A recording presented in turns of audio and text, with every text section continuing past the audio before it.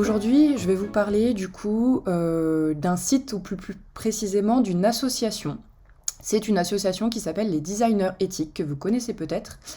Cette association s'intéresse depuis du coup 2016 aux enjeux de la conception numérique pour qu'elle soit responsable et surtout durable. Donc en fait, c'est un collectif qui traite de la manière dont les systèmes numériques peuvent amener à des dérives dans la relation aux usagers, par exemple d'un service numérique. Donc c'est vraiment l'idée de chercher à concevoir de manière responsable, par exemple des sites web ou des applications. Donc aujourd'hui, l'association compte plus d'une centaine d'adhérents qui sont des personnes morales ou physiques, et la plupart sont des designers, des chercheurs ou alors des professionnels de la conception du numérique. Et donc cette association, vu que c'est une association, on peut bien sûr y adhérer ou faire un don. Donc vous avez la possibilité, voilà, de soutenir l'association. Alors si ça vous intéresse, sachez que les dons et les cotisations pour cette association sont défiscalisables sur les impôts, donc à hauteur de 66%, je crois bien. Et donc ça peut être intéressant aussi pour vous si c'est un sujet qui vous intéresse et que vous voulez soutenir. Voilà, sachez que c'est possible et que ça peut être intéressant au niveau fiscal. D'autres informations sur cette association, il y a 3 antennes qui sont à Paris, à Rennes et à Lyon.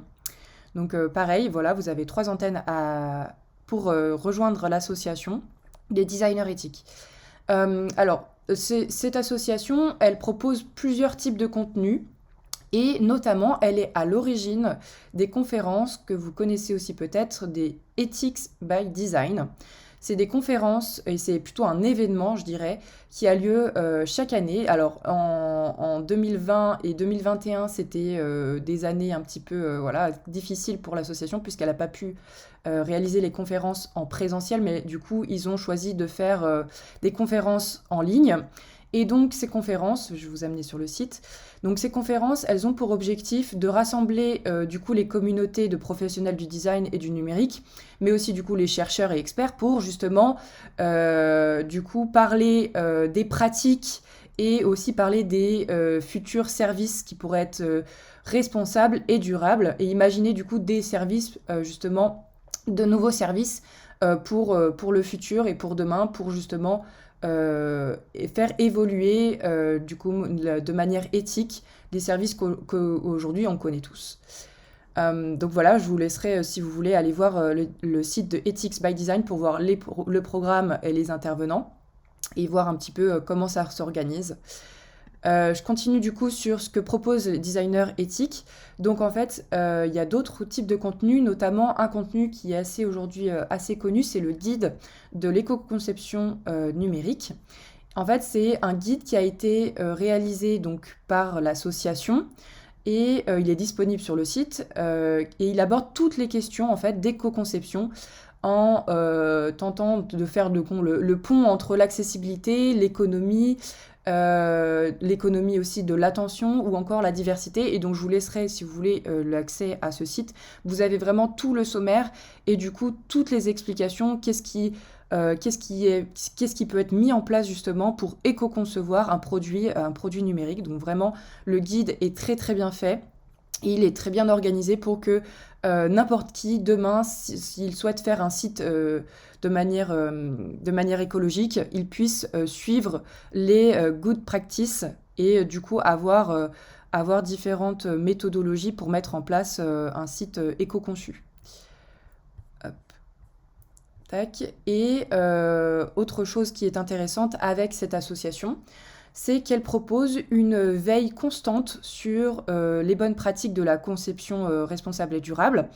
Et donc c'est une veille qui est collaborative, où du coup chaque mois on peut recevoir une version, du coup ils appellent ça une version éditorialisée de la veille, et vous pouvez du coup tout simplement venir lire chaque mois le résumé en fait de la veille qui a été réalisée par les designers éthiques. Donc c'est vraiment l'idée de faire une veille collaborative, tout simplement parce qu'il passe par un Slack, pareil, collaboratif, où n'importe qui peut rejoindre du coup le Slack de l'association et partager de l'information relatives à du coup du domaine du design ou de la conception ou même plus généralement du numérique et justement des pratiques, enfin des nouveautés ou de l'actualité sur des sujets éthiques et responsables. Donc je peux vous montrer comment ça marche. Tout simplement, vous avez juste à cliquer sur le Slack de l'association ici. Vous avez juste à continuer soit avec votre compte, enfin voilà, avec un compte, le compte que vous utilisez d'habitude sur Slack. Et ensuite, du coup, au Slack des designers éthiques, où vous pouvez voir que du coup, vous avez différents channels et vous pouvez du coup soit vous aussi partager des connaissances ou des choses que vous avez vues, soit tout simplement venir voir ce qui a été partagé par les membres de ce Slack. Donc là, pour ce Slack, vous n'avez pas besoin comment dire, d'adhérer à l'association. C'est vraiment ouvert à tous pour partager de la connaissance. Donc voilà, je reviens sur le site. Hop. Et pour terminer, du coup, sur ce site et sur cette association des designers éthiques, ce qui est très fort, et enfin ce que je dirais, les points forts de l'association, c'est qu'elle propose vraiment du contenu qui est assez diversifié, notamment grâce justement à la veille collaborative, mais vous avez aussi des webinaires, vous avez aussi des ateliers, vous avez aussi des outils qui sont partagés, des articles, et ce que je n'ai pas aussi mentionné, c'est qu'il y a des programmes de recherche, et vous pouvez ici retrouver par exemple ici, ils sont en train de faire un programme de recherche-action sur la captologie, l'attention et le design persuasif. Et c'est évolutif dans le temps, donc on peut voir vraiment le projet de recherche, on peut voir du coup les publications qui ont été faites. Et vous pouvez voir que ça date depuis 2018, donc chaque année, ils font évoluer ce programme de recherche, ils font intervenir des personnes qui sont soit des chercheurs, soit des experts. Donc vous avez vraiment beaucoup de contenu qui est mis à disposition. Du coup, tout simplement grâce à ces designers-là. Autre chose qui est intéressante avec cette association, c'est vraiment l'aspect collaboratif. Bon, je l'ai beaucoup dit, mais voilà, c'est vraiment l'idée de pouvoir collaborer avec des designers, avec des chercheurs, avec des experts dans d'autres domaines, et du coup de pouvoir chercher des solutions, peut-être des solutions qui sont novatrices dans le domaine de l'éthique, mais surtout du responsable et du durable dans le secteur du numérique.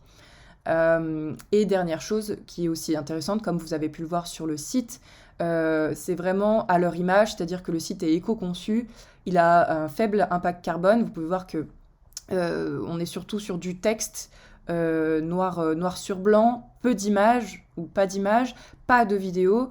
Et si je retourne sur le site de Ethic by Design, on a même ici sur le site de l'événement, comment dire, l'impact carbone que le site émet. Et on peut voir que voilà, ils font attention à ça. Et c'est vraiment aussi tout simplement pour être comment dire, en logique avec leurs propos et avec ce qu'ils présentent.